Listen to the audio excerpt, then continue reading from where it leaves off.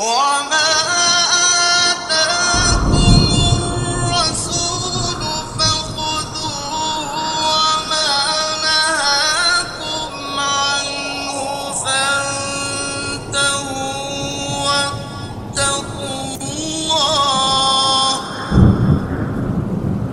إن الله شديد العقاب.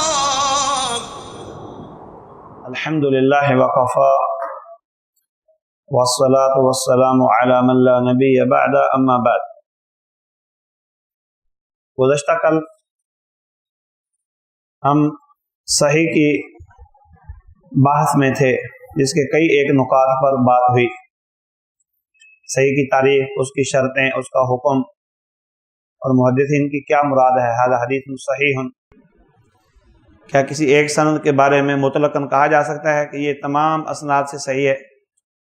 اور سب سے پہلی تصنیف صحیح میں کون سی ہے؟ اور کیا صحیحین نے تمام صحیح حدیث کا التزام کیا ہے یا تمام صحیح حدیث کا التزام نہیں کیا؟ بہت ساری حدیث ان سے فوت ہوئی ہیں یا کم؟ ان کی گنتی کتنی ہے؟ اور مستدرک حاکم، صحیح ابن خزیمہ اور صحیح ابن حبان پر کلام ہوئی، اور پھر صحیحین پر جو مستخرجات ہیں. تو یہ ساری بحوث کرنے کے بعد ہمارا آج کا جو سبق ہے وہ ہے ما هو المحکوم بصحتہ مما رواہ شیخان. شیخان جس کو بیان کر دیں تو اس کی صحت پر کیا حکم ہے؟ ما هو المحکوم، کیا فیصلہ کیا گیا ہے بصحتہ، اس حدیث کی صحت کے بارے میں جس کو شیخان یعنی بخاری اور مسلم بیان کر دیں. اس حدیث کی صحت کے بارے میں کیا حکم ہے، کیا فیصلہ ہے؟ مؤلف دکتور طحان رحمہ اللہ کہتے ہیں مر بنا ان البخاری و مسلما لم يدخلا فی صحیحیہما الا ما صح. یہ بات گزر چکی ہے، ہمارے پاس یہ بات گزر چکی ہے کہ بخاری اور مسلم اپنی صحیحین میں سوائے صحیح حدیث کے کوئی اور نہیں لائے، صرف صحیح حدیث ہی بیان کرتے ہیں. وَأَنَّ الْأُمَّةَ تَلَقَّتْ كِتَابَيْهِمَا بِالْقَبُولِ، اور امت اسلامیہ ان دونوں کی کتابوں کو قبولیت سے نواز چکی ہیں. قبولیت یعنی انہوں نے دونوں کتابوں کو قبول کر لیا ہے کہ اس کی ساری روایات صحیح ہیں، بخاری کی بھی اور مسلم کی بھی. فما هي الحديث المحكوم بصحتها والتي تلقتها الامه بالقبول، تو جن حدیث کو امت نے قبول کر لیا ہے وہ ساری کی ساری صحیح ہیں. اس بارے میں آپ کو دوسری رائے اختیار نہیں کر سکتے. بس ایک ہی فیصلہ اور ذہن ہے یا نتیجہ ہے کہ جن احادیث کو امت اسلامیہ نے قبول کر لیا ہے یا صحیحین کو امت اسلامیہ قبول کر چکی ہے وہ ساری کی ساری محکوم بصحتہ یا بصحتہا جمع مراد ہو تو وہ ساری کی ساری حدیث کیا ہیں؟ صحیح ہیں. ان کی صحت کے بارے میں کلام نہیں کی جا سکتی. یا اس کے علاوہ کوئی اور آپ خیال کر سکتے ہیں؟ مؤلف رحمہ اللہ خود ہی جواب دیتے ہیں والجواب هو ان ما روایاه بالاسناد المتصل فهو المحکوم بصحتہ. شروع میں اس نے کہا نا فما ہے الحدیث المحکوم بصحتها والتي تلقتها الامه بالقبول. یا ترى آپ کا کیا خیال ہے، آپ کیا سمجھتے ہیں، کیا خیال کرتے ہیں جن کو امت نے قبولیت سے نواز دیا ہے وہ ساری کی ساری صحیح ہیں؟ کہتے ہیں جواب اس کا یہ ہے کہ جس کو شیخان نے متصل سند کے ساتھ بیان کیا ہے وہ تو المحکوم بصحتہ ہی ہے، اس کی صحت کے بارے میں کوئی کلام نہیں، وہ صحیح ہے. جس کی سند متصل ہے، لہذا صحیح حدیث ہونے کے لیے سند کا متصل ہونا شرط ہے. وَأَمَّا مَا حُذِفَ مِن مَبْدَأِ إِسْنَادِهِ رَاوٍ أَوْ أَكْثَرَ، رہی وہ حدیث جس کے شروع سند سے ہی ایک راوی یا زیادہ روات حذف کر دیے جائیں. وَيُسَمَّى الْمُعَلَّقُ، اور اس کا نام معلق رکھا جاتا ہے. وَهُوَ فِي الْبُخَارِ كَثِيرٌ، اور یہ معلق روایات بخاری میں بہت زیادہ ہیں. لَكِنَّهُ فِي تَرَاجِمِ الْأَبْوَابِ وَمُقَدَّمَاتِهَا، لیکن یہ بخاری رحمہ اللہ نے ابواب کے تراجم یعنی ابواب کی تفسیر میں ابواب کی وضاحت کرتے ہوئے اور ان کے مقدمات میں ابواب کے مقدمات میں شروع میں لے کے آئے ہیں۔ وَلَا يُوجَدُ شَيْءٌ مِّنْهُ فِي صُلْبِ الْأَبْوَابِ الْبَتَّةً، اور ان معلق روایات میں سے ابواب کے صلب یعنی اصل، ابواب کے صلب کا مطلب اصل میں یا مضمون باب میں بالکل کوئی روایت نہیں ہے جو معلق ہو، یعنی سند متصل جس کی نہ ہو، ایسی بات نہیں ہے۔ اما فی مسلم فلیس فیہ من ذلک الا حدیث واحد، مسلم شریف میں صرف ایک حدیث ہے فی باب التیمم میں، لم یصلہ فی موضع آخر، جس کو امام مسلم رحمہ اللہ نے دوسری جگہ موصولاً بیان نہیں کیا، متصل بیان نہیں کیا، یعنی ایک حدیث لائے ہیں مسلم کے کتاب باب التیمم میں اور اس کو انہوں نے ملایا نہیں، یعنی متصل بیان نہیں کیا، معلق رکھا۔ تو اس کا حکم کیا ہے؟ بخاری میں تو معلق بہت ساری ہیں اور مسلم میں صرف ایک ہے۔ بخاری میں جتنی آئی ہیں وہ ابواب کی تشریح میں آئی ہیں، ابواب کا مطلب سمجھانے کے لیے، ابواب کا معنی واضح کرنے کے لیے، وہ بطور استدلال یا استشہاد کے نہیں آئیں، صرف باب کی تفسیر کرنے کے لیے۔ تو ان کا حکم یہ ہے فَمَا كَانَ مِنْهُ بِصِيغَةِ الْجَزْمِ كَقَالَ وَأَمَرَ وَذَكَرَ، جو صیغہ جزم کے ساتھ ہیں، قال ہے، امر ہے، ذکر ہے، فَهُوَ حُكْمٌ بِصِحَّتِهِ عَنِ الْمُضَافِ إِلَيْهِ، تو ان حدیث کا حکم صحیح ہے، حکم بصحتہ، فیصلہ کیا گیا ان کی صحت کا، حکم مصدر بمعنی اسم مفعول، محکوم بصحتہ، حکم بمعنی محکوم، یعنی مصدر بمعنی اسم مفعول، عن المضاف الیہ، جس کی طرف سے بیان ہوئی ہیں، عن المضاف الیہ، جس کی طرف سے بیان ہوئی ہیں، یعنی جس کی طرف ان کی نسبت کی گئی ہے۔ اگر ایک راوی ابو ہریرہ، انس یا کوئی اور ہے تو قالا اور امر اور ذکر صیغے کے ساتھ بیان ہوئی تو بھائی اس میں کوئی اختلاف نہیں، وہ ان سے ثابت ہے، وہ موقوفاً یا معلقاً ان سے ثابت ہے۔ جب صیغہ جزم کا آ گیا، یقینی صیغہ آ گیا۔ اب دوسری بات یہ ہے کہ جس میں صیغہ جزم نہ ہو، وَمَا لَمْ يَكُنْ فِيهِ جَزْمٌ، جس میں صیغہ جزم نہ ہو، كَيُرْوَى وَيُذْكَرْ وَيُحْكَى، ان کو صیغہ تمریض بھی کہتے ہیں، بیمار صیغے کہا جاتا ہے، روایت کیا جاتا ہے، بیان کیا جاتا ہے، کس نے کیا ہے اس کا پتہ نہیں، تو بیمار صیغے ہیں۔ وَرُوِيَ وَذُكِرَ، اس طرح کے صیغے چاہے ماضی ہو چاہے مضارع ہو۔ فَلَيْسَ فِيهِ حُكْمٌ بِصِحَّتِهِ، تو اس حدیث کے اندر اس کی صحت کا فیصلہ نہیں کیا گیا کہ صحیح ہے کہ ضعیف ہے، کیونکہ صیغے بیمار ہیں۔ عن المضاف الیہ، یعنی جس کی نسبت سے وہ حدیث بیان ہوئی ہے۔ عن المضاف، مضاف آپ نحو میں پڑھتے ہیں نا، جس کی طرف منسوب کیا جائے، تو جس کی طرف سے وہ حدیث یا مقولہ یا فتویٰ یا راوی کا کلام بیان کیا گیا ہے، اس کی صحت کے بارے میں فیصلہ نہیں، صحیح ہونے کے بارے میں فیصلہ نہیں، کیونکہ صیغے کمزور ہیں۔ وَمَعْ ذَلِكَ فَلَيْسَ فِيهِ حدیث واہن، اس کے باوجود اس میں کوئی کمزور حدیث نہیں ہے، حدیث واہن یا حدیث واہن، کمزوری کی حدیث، لِإِدْخَالِهِ فِي الْكِتَابِ الْمُسَمَّى بِالصَّحِيحِ، ان کا اپنی کتاب میں داخل کرنا جس کو صحیح کا نام دیا گیا، حدیث واہن، لَيْسَ فِيهِ حدیث، اس میں کوئی حدیث نہیں ہے، واہن نہایت درجے کی کمزور، یعنی جس کی صحت کے بارے میں محدثین کا نقد ہو، کلام ہو، امام بخاری رحمۃ اللہ علیہ اس کو اپنے صحیح میں نہیں لے کے آئے،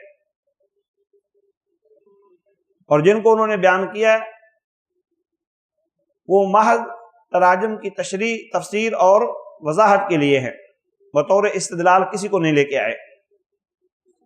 تو دکتور تہان کی عبارت کا مطلب یہ ہے کہ وہ احادیث جن کو صیغہ جزم کے ساتھ بیان کیا گیا وہ صحیح ہے، اور جن کو صیغہ غیر جزم کے ساتھ بیان کیا گیا ان کی صحت کے بارے میں کوئی کلام نہیں ہے، ہو سکتا ہے وہ ضعیف ہوں، لیکن بخاری میں کوئی صیغہ تمریض والی روایت نہیں ہے۔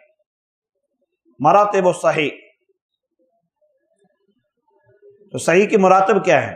مر بنا ان بعض العلماء ذکروا اصح الاسانید عندهم، یہ بات بھی بیان ہو چکی ہے کہ بعض علماء نے صحیح ترین اسانید کو اپنے نزدیک بیان کیا ہے، کسی کے نزدیک صحیح اور ہے، کسی کے نزدیک اور ہے، امام بخاری کے نزدیک اور ہے، باقی کے نزدیک اور ہے۔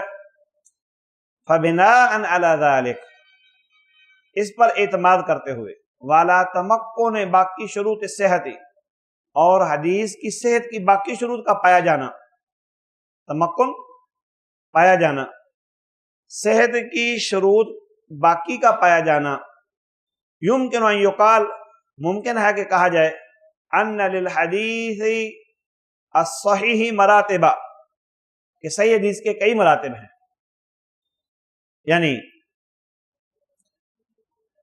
اگر صحت کی شروط پائی جائیں، حدیث کے صحیح ہونے کی شرطیں پائی جائیں، تو یہ ترتیب لگائی جا سکتی ہے کہ صحیح حدیث کے کئی مراتب ہیں۔ فَأَعْلَى مَرَاتِبُهُ، فَأَعْلَى مَرَاتِبِهِ مَا كَانَ مَرْوِيًّا بِإِسْنَادٍ مِنْ أَصَحِّ الْأَسَانِيدِ، سب سے اونچا مرتبہ جو ہے اعلیٰ مراتبہ، مرتبے کا اونچا ہونا، جو بیان ہوگی بِإِسْنَادٍ، ایسی سند سے، من اصح الاسانید، جو سب سے زیادہ صحیح ترین سندوں کے ساتھ ہو، جیسے مالک کی، نافع سے، پھر ابن عمر سے۔ اب یہ معلوم ہوتا ہے کہ دکتور تہان کا بھی یہی رجحان ہے جو امام بخاری کا ہے۔ امام بخاری کے نزدیک مالک اور نافع ابن عمر کی روایت سب سے زیادہ صحیح ترین سند ہے۔ وَدُونَ ذَلِكَ رُتَبُهُ مَا كَانَ مَرْوِيًّا مِنْ طَرِيقِ رِجَالٍ هُمْ أَدْنَى مِنْ رِجَالِ الْإِسْنَادِ الْأَوَّلِ، اور اوپر والی روایت سے رتبے کے اعتبار سے کم ہونا، جو اس کے رتبے کم ہوں، یا وَدُونَ ذَلِكَ رُتْبَةً، اوپر والی روایت سے رتبے میں کم ہونا، وہ روایت ہوگی مَا كَانَ مَرْوِيًّا مِنْ طَرِيقِ رِجَال، جو بیان کی گئی ہو ان رجال کی سند سے، ہم ادنا، وہ رجال ادنا ہیں، من رجال الاسناد الاول، پہلی سند کے رجال سے، یعنی ان کا مرتبہ مقام پہلی سند کے رجال سے کم ہے، تھوڑا ہے۔ جیسے روایت حماد بن سلمہ عن ثابت عن انس، اب حماد بن سلمہ جو ہیں وہ مالک کے مقابلے میں ادنا ہیں، تو یہ دوسرا مرتبہ ہو گیا صحیح کا۔ جیم وَدُونَ ذَلِكَ رُتْبَةً، اور اس سے کم بھی رتبہ ہے، مَا كَانَ مِنْ رِوَایَةِ مَنْ تَحَقَّقَتْ فِيهِمْ أَدْنَى مَا يَصْدُقُ عَلَيْهِمْ وَصْفُ الثِّقَةِ، اوپر والی سند سے وہ روایت کمزور ہوگی سند کے اعتبار سے جس کے اندر شرطیں پائی جائیں، جن کے اندر وہ روایت ہوں جن کے اندر کم از کم، یا جن کے اوپر کم از کم ثقہ کا حکم لگتا ہے۔ ثقہ بولتے ہیں لیکن وہ آخری درجہ ہے صحیح ہونے کا۔ ثقہ سے مراد مثلا مقبول راوی ہے، اب مقبول آخری درجے کا راوی ہوتا ہے، تو یہ راوی متقن حافظ کے مقابلے میں تو نہیں نہ آئے گا۔ اگر ایک متقن ہے، حافظ ہے، اس کے مقابلے میں ثقہ نہیں آئے گا، ثقہ کے مقابلے میں مقبول نہیں آئے گا، تو جتنا جس کا رتبہ کم ہوتا جائے گا ثقاحت میں اتنا ہی اس حدیث کا مرتبہ کم ہوتا جائے گا۔ تو یہ تیسرے درجے کی روایت ہے۔ کا روایت سہیل بن ابی صالح عن ابی عن ابی ہریرہ۔ اب سہیل بن ابی صالح جو ہیں اس کے اوپر مثال کے طور پر محدثین نے یہ لکھا ہے کہ مقبول ہے۔ اب یہ ثقہ کے مقابلے میں نہیں ہے، اور ثقہ کے مقابلے میں آ جائے ثقۃ تو وہ سے دوسرے درجے کا ہے، اور ثقۃ کے مقابلے میں آ جائے کہ جو سب سے اعلیٰ ہے امام حافظ متقن، تو ہر ایک اپنی سند میں وصف کے اعتبار سے ہے، جس کا وصف ہلکا ہوگا اس کی سند کمزور ہلکی ہوگی، اور جس راوی کے اوپر صحت کا اعلیٰ درجے کا فیصلہ ہوگا اس کی سند اعلیٰ ہوگی۔ وَيُلْتَحَقُ بِهَذِهِ التَّفَاصِيلِ تَقْسِيمُ الْحَدِيثِ الصَّحِيحِ إِلَى 7 مراتب وهي وَيُلْتَحَقُ التحاق کر دیا جائے گا، ملا دیا جائے گا اس تفصیل کے ساتھ صحیح حدیث کی تقسیم کو 7 مراتب تک، صحیح حدیث کی تقسیم کو 7 مراتب تک ملایا جا سکتا ہے۔ رجال کے مرتبے کے اعتبار سے حدیث کی صحت کا فیصلہ ہوتا ہے، رجال کا مرتبہ کیسا ہے۔ تو وہ کہتے ہیں کہ رجال کے مرتبے کا اگر ہم خیال کرتے ہیں نا تو اس کے 7 مرتبے بن سکتے ہیں۔ نمبر 1، متفق علیہ البخاری و مسلم، وہ راوی جس کے اوپر بخاری اور مسلم دونوں اتفاق کر لیں، وہ اعلی المراتب، یہ سب سے اونچا مرتبہ ہے۔ ثم انفرد به البخاری، دوسرے نمبر پر وہ روایت کہی جا سکتی ہے جس کو محض بخاری نے بیان کیا ہو، کیونکہ بخاری کا بنسبت امام مسلم کے زیادہ مثلا اعتبار ہے، یا سند کو بیان کرنے میں ان کی سختی یا شدت یا اتصال سند کے لیے لقاء جو شرط رکھتے ہیں اس کی وجہ سے۔ پھر تیسرے نمبر پر ثم انفرد به مسلم، جس کو صرف مسلم نے بیان کیا ہو۔ چوتھے نمبر پر ثم ما كان على شرطهما ولم يخرجاه، چوتھے نمبر پر وہ حدیث جس کو جو دونوں بخاری اور مسلم کی شرطوں پر تو ہو لیکن دونوں میں سے کسی ایک نے بھی بیان نہ کیا ہو، تو اس کا رتبہ ہوگا۔ پانچویں نمبر پر ثم ما كان على شرط البخاری ولم يخرجه، پھر بخاری کی شرط پر آتی تھی لیکن امام بخاری نے اس کو اپنے صحیح میں بیان نہیں کیا۔ چھٹے نمبر پر ما كان على شرط مسلم ولم يخرجه، مسلم کی شرط پر تھی لیکن اس نے بیان نہیں کیا۔ ثم ما صح عند غیرهما، پھر وہ آخری مرتبہ حدیث کا ہے جو بخاری مسلم کے علاوہ صحیح ہو ائمہ کرام کے نزدیک، ابن خزیمہ و ابن حبان، جیسے امام ابن خزیمہ ہیں، امام ابن حبان ہیں، مما لم یکن علی شرطہما، جو بخاری مسلم کی شرط پر نہیں تھے، تو پھر 7واں درجہ اس روایت کا ہے جو بخاری مسلم کے علاوہ باقی علماء کے نزدیک صحیح ہیں، جیسے امام ابن خزیمہ ابن حبان کے نزدیک صحیح ہے لیکن وہ بخاری مسلم کی شرط پر نہیں ہے، لیکن ان کی شرطوں پر نہیں ہے، ابن خزیمہ اور ابن حبان کی شرطوں پر نہیں ہے، البتہ ان کے نزدیک وہ صحیح ہیں۔ تو یہ 7 مراتب محدثین نے صحیح حدیث کے بیان کیے ہیں۔ اگلا پوائنٹ ہے شرط الشیخین، شیخین کی کوئی شرط ہے امام بخاری یا مسلم کی، لم یفصح یا لم یفصح، افصح یفصح سے، لم یفصح الشیخان ان شرط شرطاہ او عیناہ، واضح نہیں کیا شیخان نے، بخاری مسلم نے کسی شرط کو جو انہوں نے بیان کی ہو، او عیناہ یا اس کو متعین کیا ہو کہ ہماری بیان کرنے کے لیے یہ شرط ہے، زیادتاً علی الشروط المتفق علیہ فی الصحیح، زیادتی کرتے ہوئے ان شروط پر جو صحیح کی شرطوں میں متفق ہے، ان پر مزید کوئی بیان نہیں کیا۔ جو صحیح حدیث کی شرطیں ہیں نا مشہور و معروف 5، جیسے ہم نے کل تعریف میں پڑھی، ان شرطوں میں سے زائد کوئی متعین کر کے ذکر نہیں کیا کہ یہ شرط بھی اس کے اندر پائی جائے۔ لیکن الباحثین من العلماء ظہر لهم من التتبع والاستقراء اسالیبہما،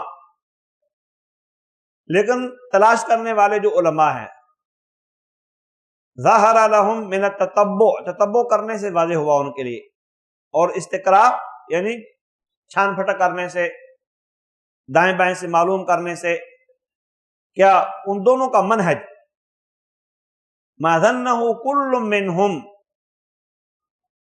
انہ شرطہما اور شرط واحد منہما، جس کو گمان کیا ہے ہر عالم نے کہ یہ ان دونوں کی شرط ہے یا دونوں میں سے کسی ایک کی شرط ہے۔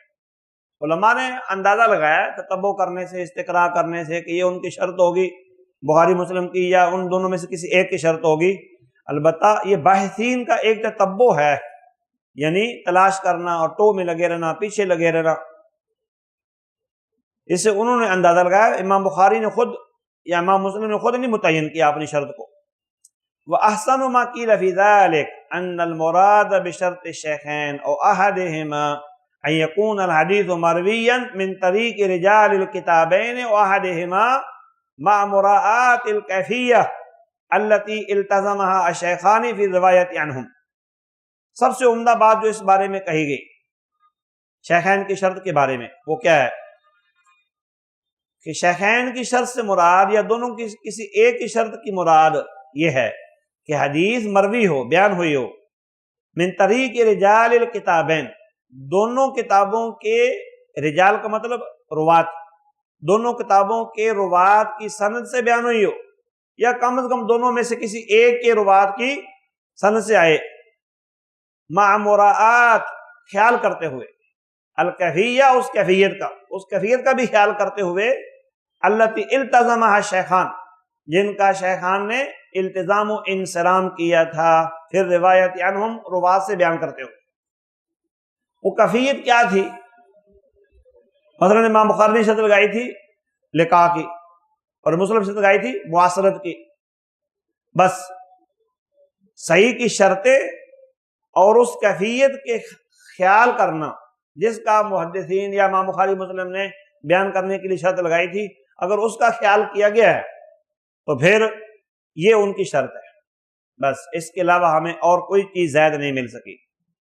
تو سب سے عمدہ بات جو اس بارے میں کہی گئی کہ شیخین کی شرط کیا ہے، اس سے مراد یہ ہے کہ حدیث دونوں کتابوں کے رجال کی سند سے آ رہی ہو، یا کم از کم دونوں میں سے کسی ایک کے رجال کی سند سے آ رہی ہو، اور اس کیفیت کا خیال کیا گیا ہو جو کیفیت ان دونوں نے بیان کرتے وقت بیان کی، وہ کیفیت ایک ہی ہے، بس نقطہ امام بخاری رحمۃ اللہ لقاء کا خیال کرتے ہیں اور امام مسلم رحمۃ اللہ علیہ معاصرت کا خیال کرتے ہیں۔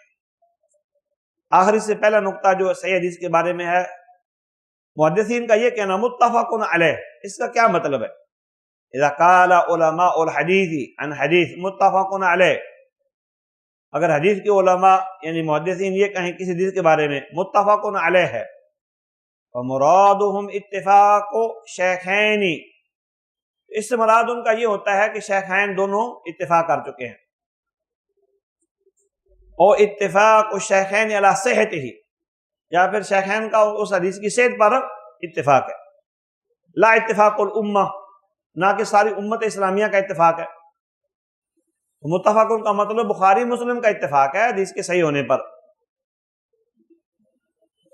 شیخین کا اتفاق ہے یعنی بیان کرنے میں، یا اس کی صحت پر اتفاق ہے، نہ کہ ساری امت کا اتفاق ہے۔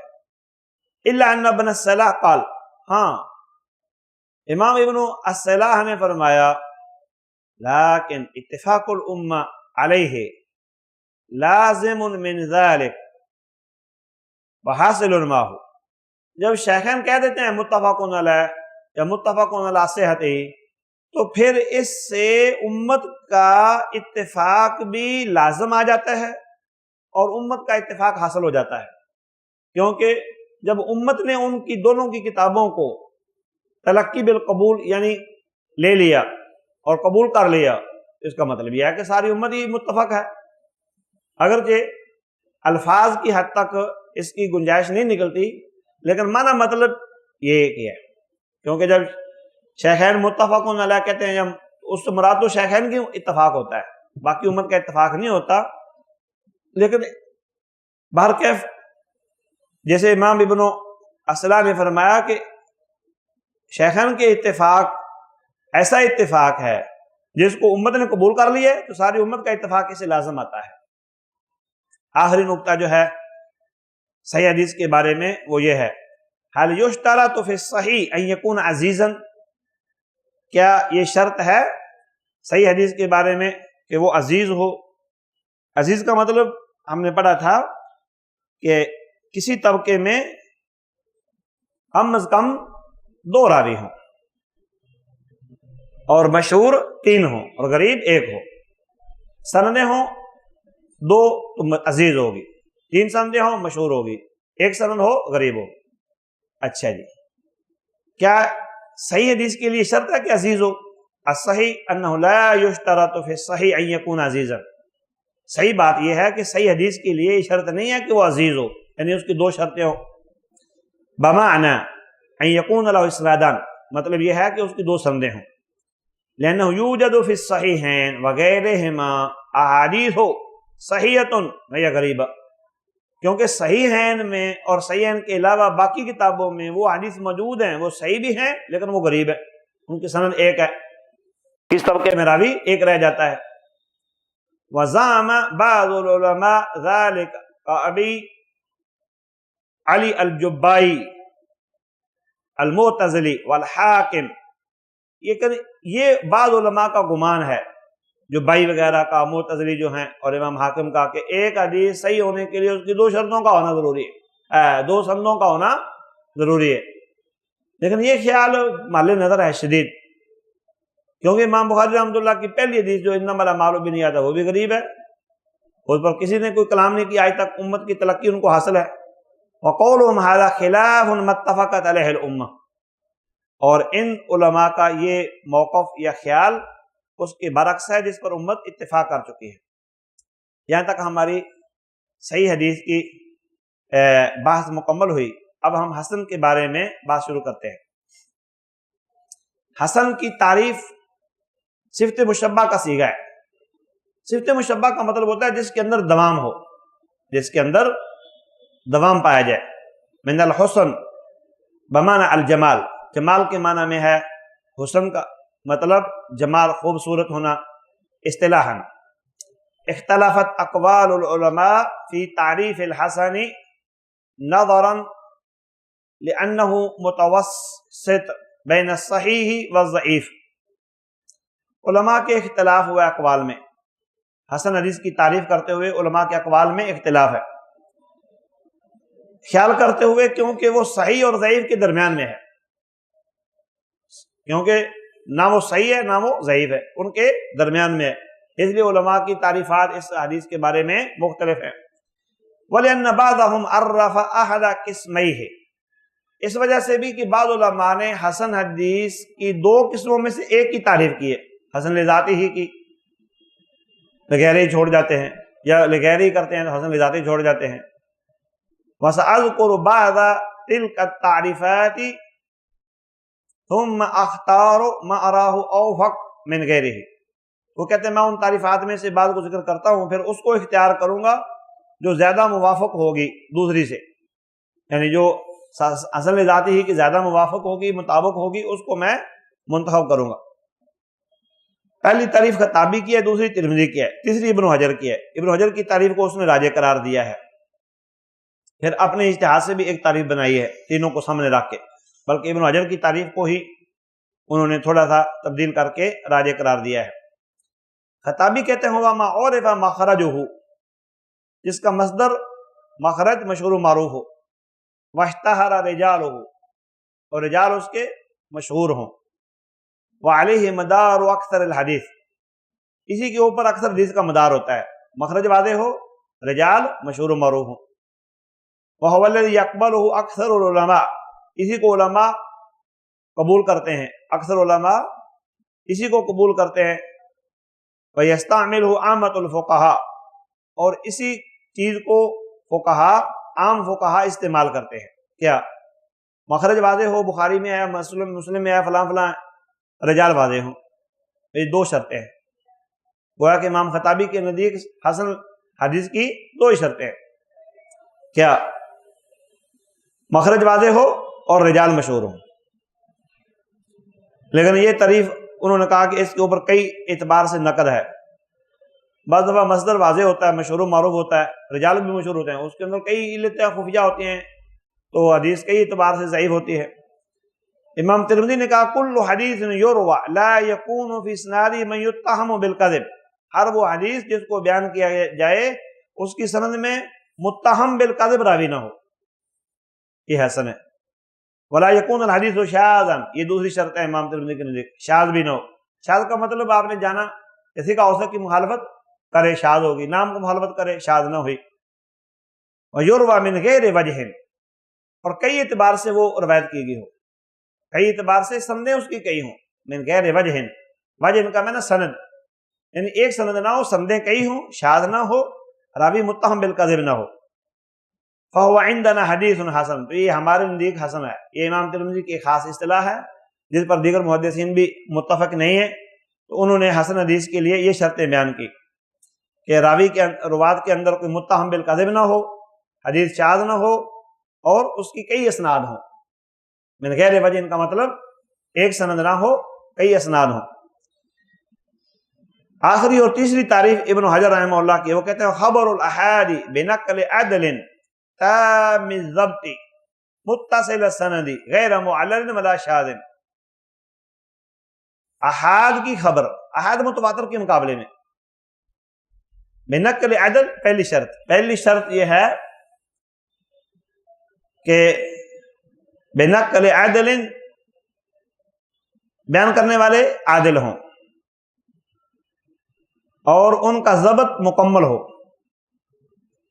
سند متصل ہو، سند معلل نہ ہو، شاذ نہ ہو. تو یہ کیا ہوگی؟ صحیح لذاته. فإن خف الضبط فالحسن لذاته، اگر سند، اگر ضبط میں تھوڑا سا ہلکا پن آ جائے، راوی ضابط ہے لیکن اس کے ضبط میں تھوڑی سی بنسبت پہلے کے کمزوری آ جائے تو وہ حدیث حسن لذاتی ہے. قلت، تو میں کہتا ہوں، یعنی دکتور تہان، فکأن الحسن عند ابن حجر هو الصحیح، گویا کہ حسن حدیث امام ابن حجر رحمہ اللہ کے نزدیک صحیح ہوتی ہے اذا خف ضبط راوی ہے، جب راوی کی ضبط میں تھوڑا سا ہلکا پن ہو. اے قل ضبط ہو، اس کا ضبط تھوڑا سا قلیل ہو. وَهُوَ خَيْرُ مَا عُرِّفَ بِالْحَسَن، یہ سب سے عمدہ تعریف ہے. خیر بمعنی اخیر، سب سے عمدہ تعریف ہے جس کے ساتھ حسن کی تعریف کی گئی. گویا کہ جو شرطیں، توجہ کرو، 5 شرطیں جو صحیح کی ہیں وہ ساری کی ساری اس کے اندر موجود ہیں. صرف ضبط میں تھوڑا سا خفیف ہو جائے یا ہلکا پن آ جائے تو وہ روایت حسن درجے کی ہوگی. باقی شروع والی شرطیں جو ہیں، راوی کا عادل ہونا، تام و ضبط، متصل سند ہونا، غیر معلل، غیر شاذ ہونا. انہوں نے تام ضبط کہا تھا نا، صحیح کی تعریف میں کیا ہے؟ تام و ضبط. اور یہاں کیا ہے؟ فَإِنْ خَفَّ الضَّبْطُ فَالْحَسَنُ لِذَاتِهِ، اگر ضبط تھوڑا سا ہلکا ہو جائے. ایک طالب علم 100% نمبر لیتا ہے، یہ تام و ضبط ہے. ایک لیتا ہے 90%، یہ کیا ہے؟ یہ ہلکا تھوڑا سا ضبط ہے تو ممتاز یہ بھی، لیکن 100 کے مقابلے میں تھوڑا سا ضبط میں کمزور ہے. ہاں جی. اما تعریف الخطابی فعلیہ انتقادات کثیرہ، ارے امام خطابی، اس کی تعریف کے اوپر تو بہت ساری انتقادات یعنی نقد ہیں، جرح ہے کہ انہوں نے باتیں کہی ہیں. مخرج معروف ہو، رجال مشہور ہو. رجال مشہور ہونے کے باوجود روایت ضعیف ہوتی ہے، اتصال سند نہیں ہوتا، خفیہ علت اس کے اندر ہوتی ہے. اس کے اندر تو بہت ساری نقد کیے جا سکتے ہیں، بلکہ مخرج مشہور ہونا یہ تو کوئی شرط ہی نہیں ہے. ہاں جی. وَأَمَّا التِّرْمِذِي فَقَدْ عَرَّفَ أَحَدَ قِسْمَيْ الْحَسَنِ وَهُوَ الْحَسَنُ لِغَيْرِهِ، امام ترمذی نے جو حسن کی تعریف کی وہ حسن لغیرہ کی، حسن لذاتی کی نہیں کی، خف ضبط کی شرط نہیں لگائی. وَالْأَصْلُ فِي تَعْرِيفِهِ، اصل جو بات ہے تعریف میں وہ یہ ہے أَن يُعَرَّفَ الْحَسَنُ لِذَاتِهِ، کہ حسن لذاتی کی تعریف کی جائے. اصل تو وہ ہے، حسن لغیرہ تو بذات خود ضعیف ہی ہوتی ہے نا، وہ تو تعدد طرق کی وجہ سے اس کو احتجاج کے قابل بنایا جاتا ہے. یعنی الحسن الغیری ضعیف فی الاصل، یہ حسن الغیری کیا ہے اصل میں؟ ضعیف ہے. ارتقا الی مرتبۃ الحسن لانجبارہ بتعدد طرقہ، یہ حسن جو غیری ہے یہ پہنچتی ہے اپنے مرتبے کو، ارتقاء الی مرتبۃ الحسن لانجبارہ، اس کی کمزوری دور ہونے کی وجہ سے. کیسے؟ بتعدد طرقہ، تعدد طرق کی وجہ سے. تعدد طرق کی وجہ سے اس کا نقصان پورا ہوتا ہے. کیا؟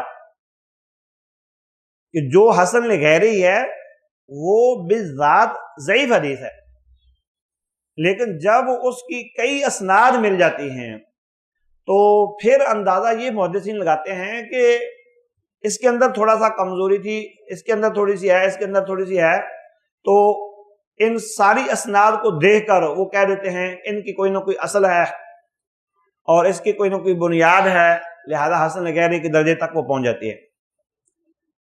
تو راجع تعریف المختار،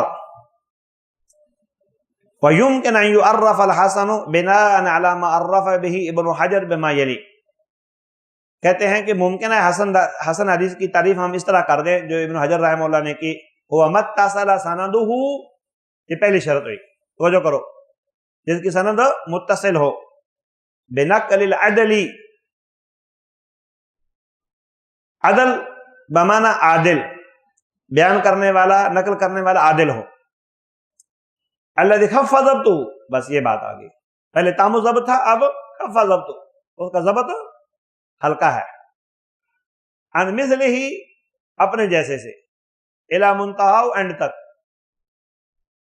من غیر شذوذ ولا علہ، بغیر شذوذ کے اور بغیر علت قادحہ کے. لیکن دکتور طحان کی یہ شرط مال نظر ہے. کیا؟ اللہ خف ضبطہ کہہ دیتے نا، اتنی بات کافی تھی، کیونکہ یہ تو ابن حجر نے بھی ذکر کی ہے. ان مثلہ الی منتہا، آخر تک سارے ایسے رہیں، یہ مال نظر ہے. ایک راوی جو بیان کر رہا ہے نا، اس کا یعنی حافظے کے اندر ضبط میں کمزوری آ جانا یہ کافی ہے، لیکن سب راویوں کے ضبط میں کمزوری آئے یا ہلکا ضبط ہو یہ شرط نہیں ہے. بات سمجھا گی؟ تو یہ محل نظر بات ہے. صحیح بات یہ ہے کہ ایک راوی کا ہی ضبط ہلکا ہونا یہ حسن لذات ہی کے لیے کافی ہے. تو ہم نے حسن لذات ہی کی تعریف پڑھی ہے، اور معتبر تعریف وہی ہے جو ابن حجر رحمہ اللہ نے بیان کی ہے. صحیح والی ساری شرطیں ہیں، صرف راوی کا ضبط ہلکا ہوتا ہے. اسی پر ہم اکتفا کرتے ہیں. واللہ تعالی عالم، وما توفیق الا باللہ، وآخر دعوانا ان الحمد للہ رب العالمین. مولاي صل وسلم